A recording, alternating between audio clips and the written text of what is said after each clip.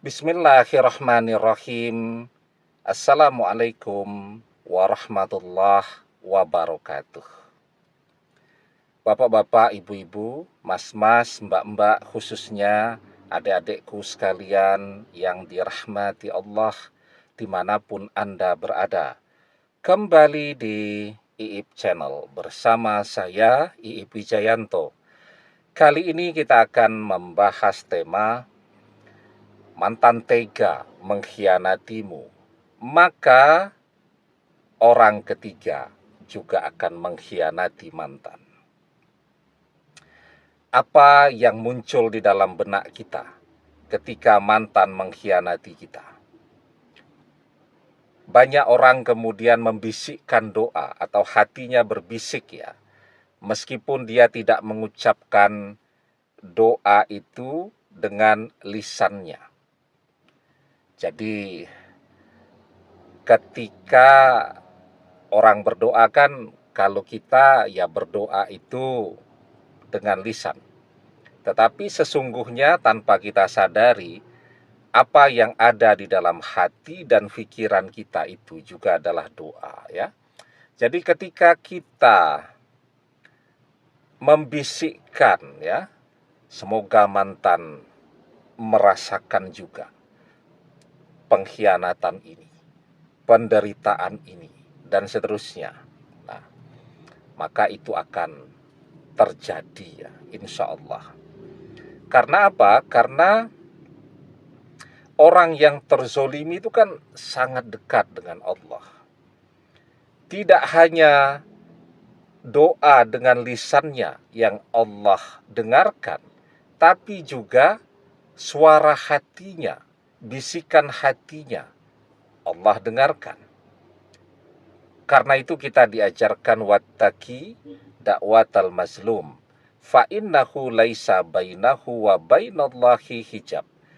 Hati-hatilah dengan doa orang yang terzolimi, karena sesungguhnya tidak ada hijab, tidak ada pembatas antara dia dengan Allah. Ya.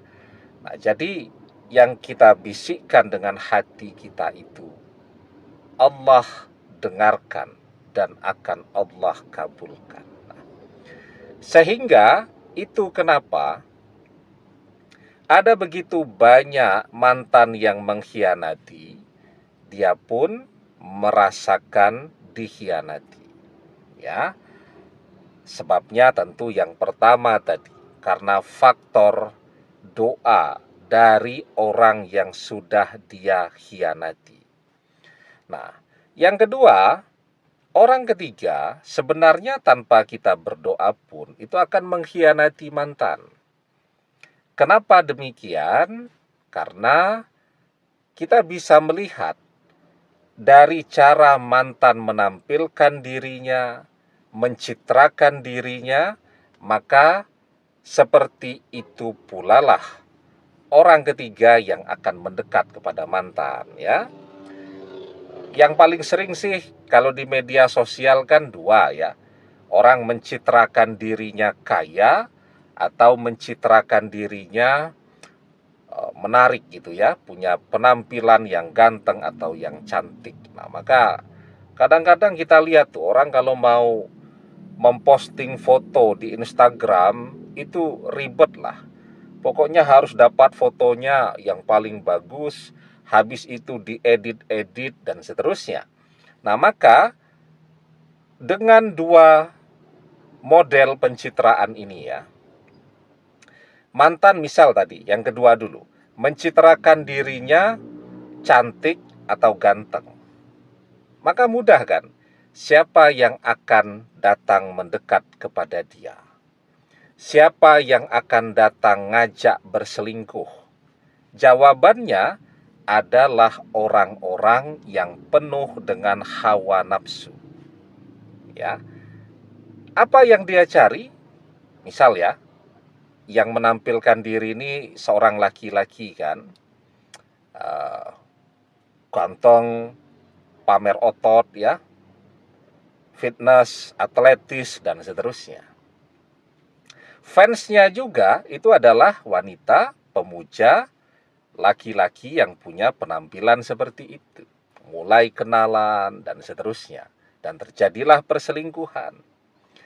Wanita juga gitu, menampilkan diri di media sosialnya, berdandan yang cantik, pakai baju ketat, ya, menggoda dan seterusnya.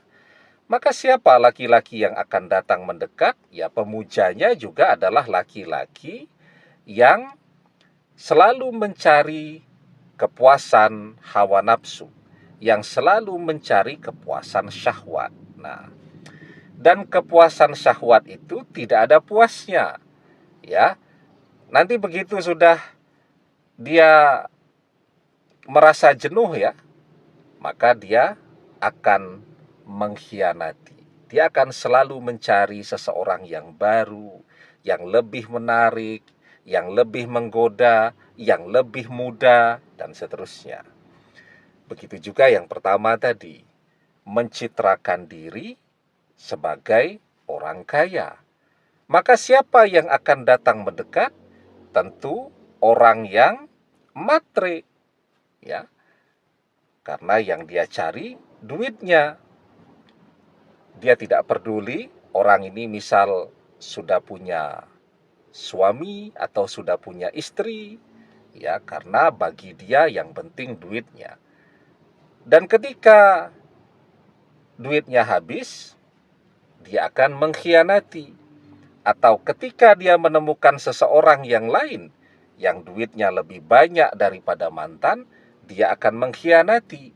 Atau kalau dia merasa apa yang dia inginkan, ya, tidak bisa dipenuhi oleh mantan, maka dia akan mengkhianati. Dia minta perhiasan, ya, misal gelang emas, harganya 50 juta. Mantan tidak sanggup, wong tabungan mantan saja semuanya 30 juta. Maka apa yang kemudian dilakukan oleh mantan untuk memenuhi keinginan tadi, ya mungkin nyari perhiasan yang harganya murah lah, yang imitasi lah, yang kelihatannya seperti emas gitu, harganya 300.000 gitu. Atau ya perhiasan emas tapi mungkin tidak 24 karat, ya, yang 18 karat dan seterusnya dan seterusnya. Ya ndak mau, ya, orang ketiga yang seperti itu. Nah, maka dia akan mengkhianati. Jadi, ya, sesungguhnya mantan yang tega mengkhianati kita itu menunggu waktu saja. Orang ketiga atau selingkuhan mantan juga akan mengkhianatinya. Menunggu waktu saja, mantan juga akan merasakannya. Tidak enaknya, pahit getirnya apa yang orang jalani dan apa yang orang rasakan ketika dia dikhianati.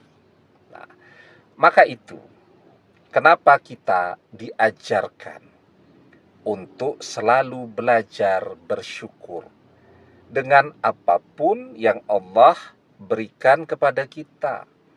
Karena kalau kita tidak pandai bersyukur, kita pengen dapat sesuatu yang lebih baik, yang lebih bahagia, yang lebih nikmat, yang lebih membuat kita happy dan seterusnya.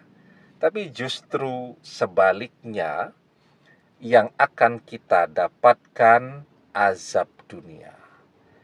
Maka Allah Subhanahu wa taala mengajarkan kepada kita, la in syakartum la azidannakum wa la in kafartum inna azabil lasyadid. Jika kalian pandai bersyukur dengan nikmatku, maka akan aku tambahkan nikmatku atas kalian.